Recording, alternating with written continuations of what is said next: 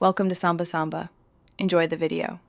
You begin by getting the tools and chocolate right: dry, clean molds, and an accurate thermometer. Heat chopped chocolate slowly to about 45 degrees C so all crystals melt.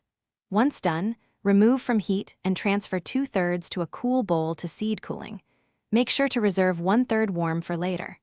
This controlled start prevents grainy or dull chocolate and sets you up to bring the mass into proper working temperature.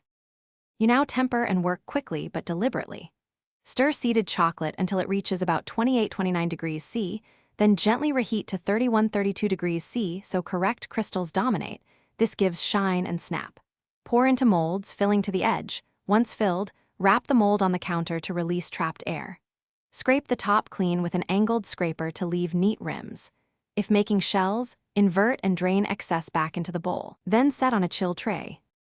You finish by cooling and handling with care. Place molds in a cool area around 12-15 degrees C for 10-20 minutes until chocolate releases cleanly. Rapid fridge cooling risks bloom and condensation, so avoid it when possible. To demold, flex the mold gently and tap the edges while turning over on a parchment. Finally, store finished chocolates at 15-18 degrees C in an odor-free environment. If chocolate blooms or sticks, retemper and recoat problem pieces as a troubleshooting fix. Thanks for watching.